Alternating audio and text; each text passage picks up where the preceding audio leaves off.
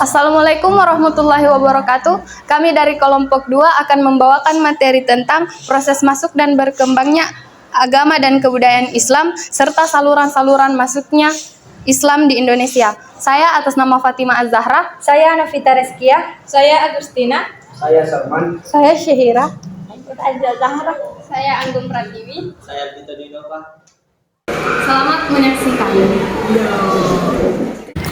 Sejak zaman prasejarah, penduduk Kepulauan Indonesia dikenal sebagai pelayar-pelayar yang sangat mengarungi lautan lepas.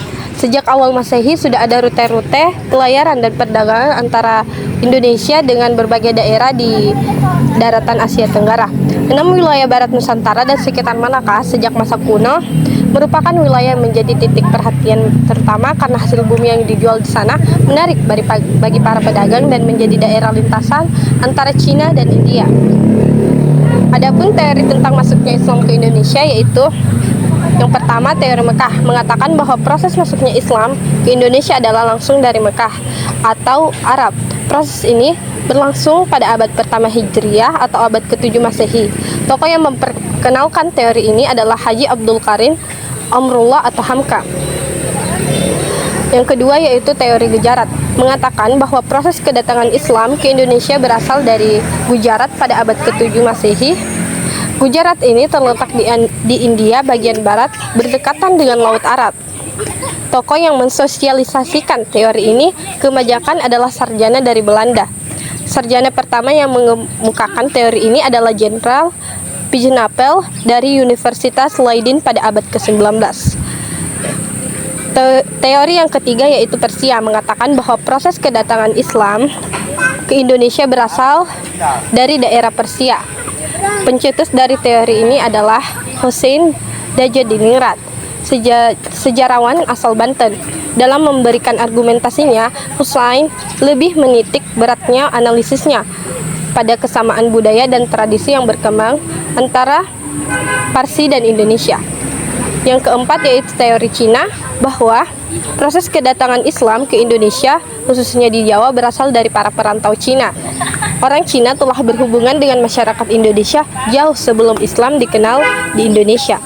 Pada masa Hindu-Buddha, etnis Cina atau Tiongkok telah berbaur dengan penduduk Indonesia terutama melalui kontak perdagangan. Bahkan ajaran Islam telah sampai di Cina pada abad ke-7 Masehi, masa di mana agama ini baru berkembang. Semua teori di atas masing-masing memiliki kelemahan dan kelebihan tersendiri. Tidak ada kemutlakan dan kepastian yang jelas dalam masing-masing teori tersebut.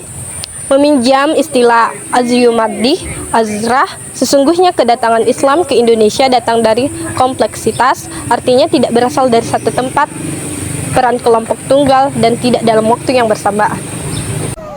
Kerajaan Jawa ini melakukan ekspedisi Pamaluyu tahun 1275 Masehi dan berhasil mengalahkan kerajaan Melayu di Sumatera. Keadaan itu mendorong daerah-daerah di Selat Malaka yang dikuasai kerajaan Sriwijaya melepaskan diri dari kekuasaan kerajaan tersebut. 15 kelemahan Sriwijaya dimanfaatkan pula oleh pedagang-pedagang Muslim untuk mendapatkan keuntungan politik dan perdagangan. Mereka mendukung daerah-daerah yang muncul dan daerah yang menyatakan diri sebagai kerajaan bercorak Islam, yaitu Kerajaan Samudra Pasai di pesisir timur Laut Aceh. Daerah ini sudah disinggahi pedagang-pedagang Muslim sejak abad ke-7 dan ke-8 Masehi. Samudra Pasai dengan segera berkembang baik dalam bidang politik maupun perdagangan. Karena kekacauan dalam negeri sendiri akibat perebutan kekuasaan di istana Kerajaan Sinsari, juga selanjutnya Majapahit tidak mampu mengontrol daerah Melayu dan Selat Malaka dengan baik, sehingga Kerajaan Samudra Pasai dan Malaka dapat berkembang dan mencapai puncak kekuasaannya hingga abad ke-16 sampai 16 Masehi. Munculnya pemukiman Muslim di kota-kota pesisir. Menjelang abad ke-13 Masehi, di pesisir Aceh sudah ada pemukiman Muslim. Persentuhan antara penduduk pribumi dengan pedagang Muslim dari Arab, Persia dan India memang pertama kali terjadi di daerah ini. Karena itu diperkirakan proses Islamisasi sudah berlangsung sejak persentuhan itu terjadi. Dengan demikian dapat dipahami mengapa kerajaan Islam pertama di Kepulauan Nusantara ini berdiri di Aceh, yaitu Kerajaan Samudra Pasai yang didirikan pada perkembangan masyarakat Muslim di Malaka makin lama makin meluas, dan pada awal abad ke-15 Masehi di daerah ini lahir Kerajaan Islam yang merupakan kerajaan Islam kedua di Asia Tenggara.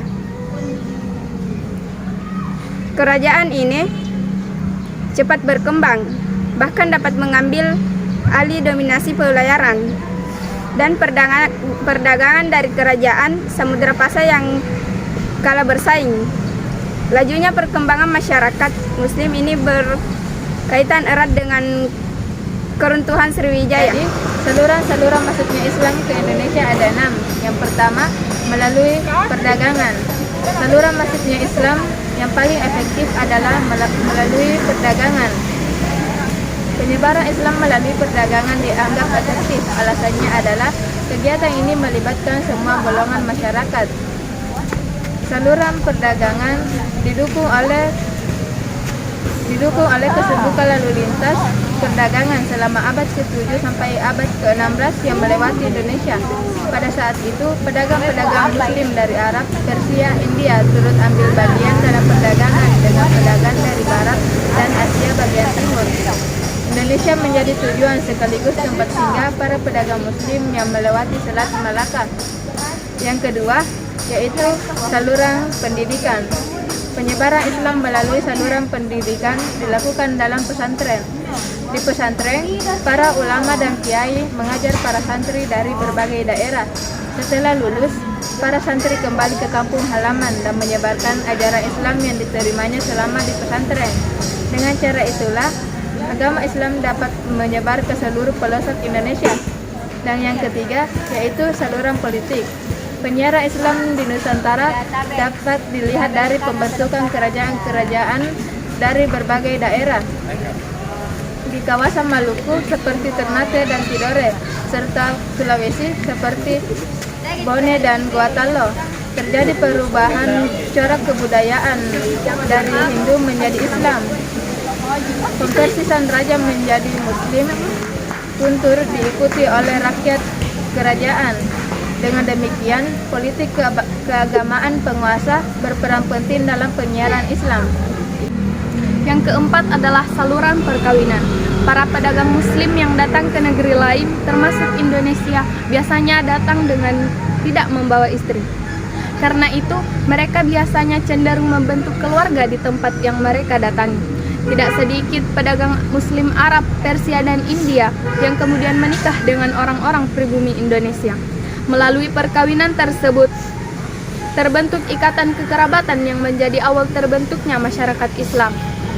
Selain golongan pedagang, cara penyebaran Islam melalui perkawinan juga banyak dilakukan oleh para ulama.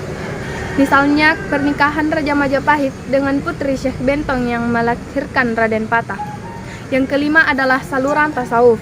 Tasawuf mengajarkan umat Islam agar selalu membersihkan jiwa dan mendekatkan diri kepada Allah. Para ahli tasawuf atau sufi mengajarkan latihan spiritual yang sebagai konsepnya telah dikenal oleh masyarakat Indonesia. Misalnya latihan hidup sederhana, perilaku toleran, dan pembiasaan kejujuran. Dan yang terakhir adalah saluran kesenian. Proses penyiaran Islam di Indonesia melalui saluran kesenian dapat ditemukan dalam bentuk tambang, sastra, dan pertunjukan wayang. Saluran kesenian kerap digunakan oleh Wali Songo dalam berdakwah. Sunan Bonang misalnya mahir dalam memainkan alat musik, pementasan wayang, di mana ia memodifikasi ceritanya dengan menyisipkan nilai-nilai Islam. Sekian, wassalamualaikum warahmatullahi wabarakatuh. Itulah tadi penjelasan tentang proses masuk dan